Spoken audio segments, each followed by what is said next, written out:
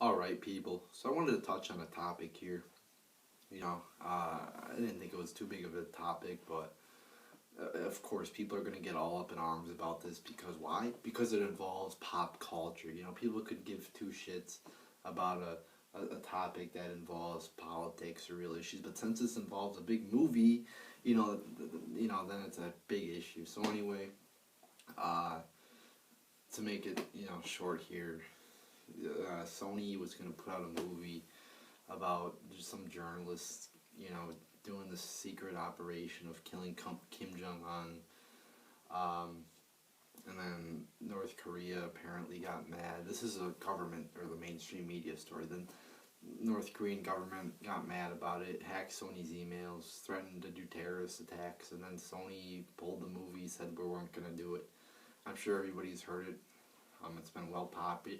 And this story is again, this is a hypocrisy of the mainstream. This is a retardation of the mainstream media. This is a huge fucking issue. Probably number one. Probably the number one issue right now throughout the week, the weekend, whatever, the weekend, whatever, recently. But then there's this cop comes out and says, yeah, we need these MRAPs for the constitutionalists. And yet you don't see mainstream media even touching that issue. They're admitting that they need the militarized police to fight us, yet mainstream media is too busy paying attention to a motherfucking movie. So, mainstream media is just so corrupt, and so is the government. But anyway, I don't know if that's actually the story, what the mainstream media and government is pushing. I always think there's more to the story than what they let on, because they've been proven to lie so much. Do I really need to list all the things, all the times that they lied about shit, like the murder of Pat Tillman, the rescue of Jessica Lynch, closing Guantanamo, keeping your doctor, Gruber. I could just go on and on about all the recent lies, these big recent lies of government. Obama lied so much, Bush lied so much. A study found that Bush and his aides lied 935 times about the Iraq War. So, you can never trust, and people, of course, will just trust. They will trust the mainstream media, and they will trust the government about this issue. Why? I don't know. Maybe it's because of the fluoride in the water. Maybe it's because of the propaganda on television. I don't know. But they will just, for some reason, they don't question government on certain issues, but on other issues they will. But this one they won't. Why? I don't know. I don't know. They will just go along with what the government says because they've, again, been propagandized by, I don't know.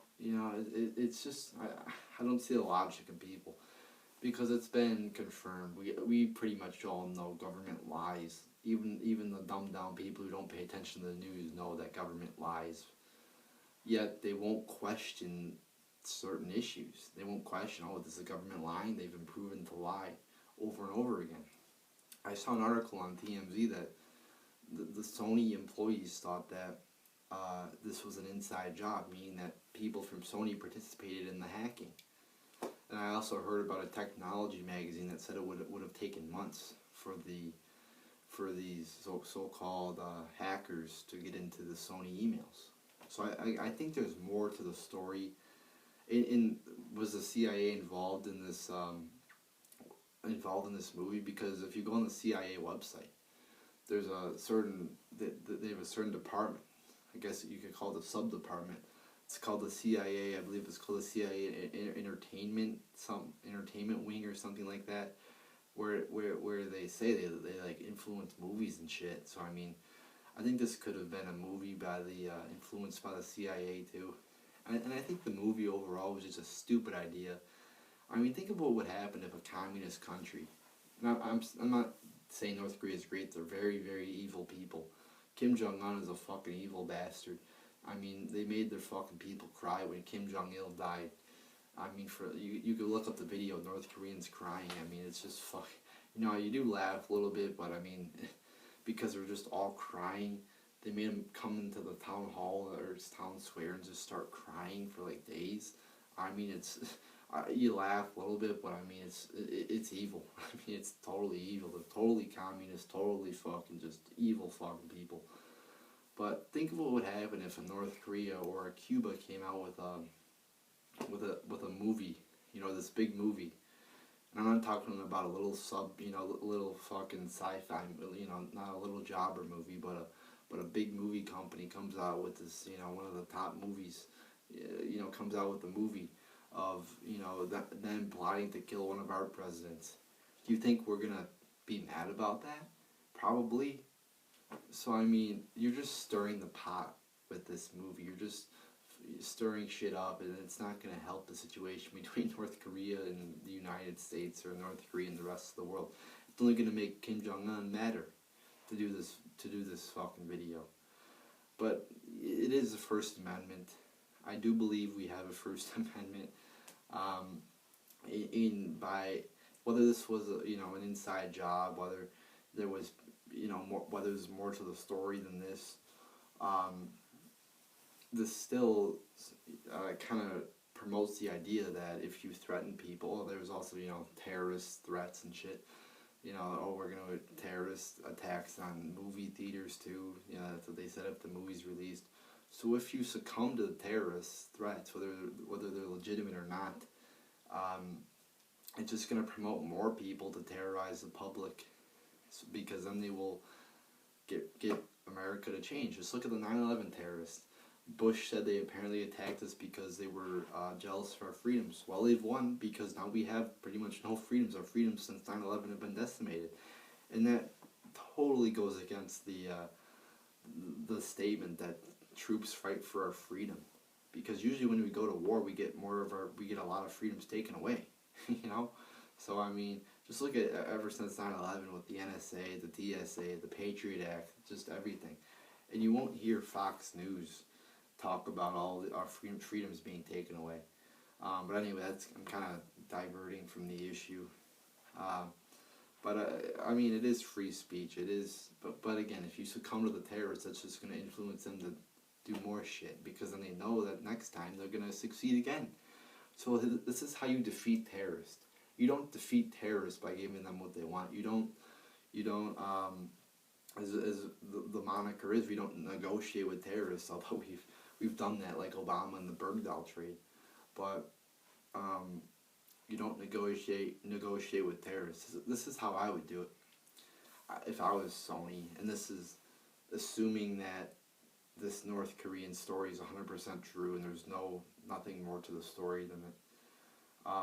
Kind of assuming that there's nothing more to I guess if there's more to the story, and that the terrorist threats are actually legitimate threats, then I would I would still do this I would still say this, but I mean, I guess it kind of depends on what it is. But this is what I would kind of say here. I would say, bring guns to the movie theater, and if some terrorist comes, kill him. That's what I would fucking do.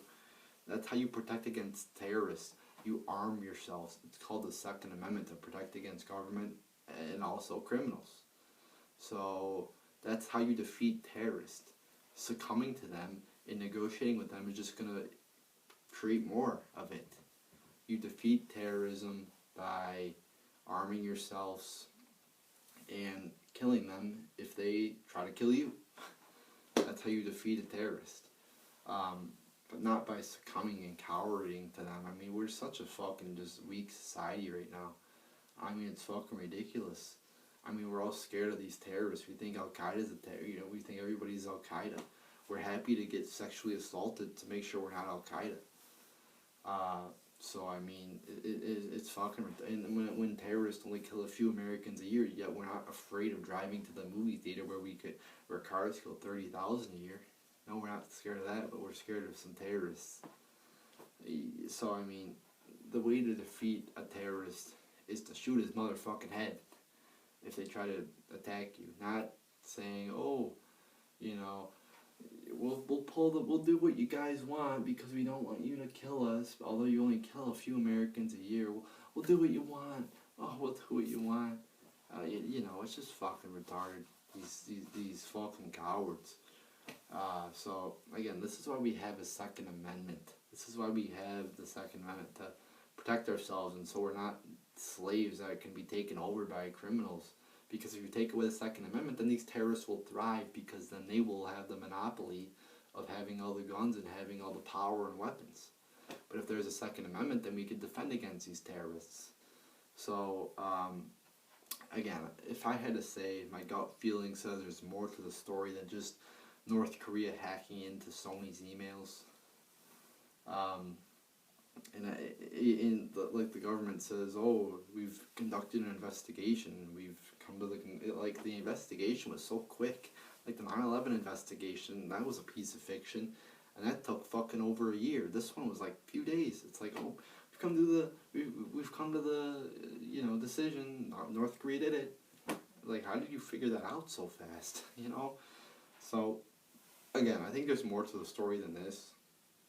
But I mean, this is just, and I think again, to summarize, there's more to the story. The movie in the first place was a retarded idea, and also this could be used to limit the First Amendment. So there you go, people. And yeah, if you want, I was listening to the Alex Jones show. I mean, we should just have everybody bring guns to the movie theater. Have that instead of succumbing to these terrorists.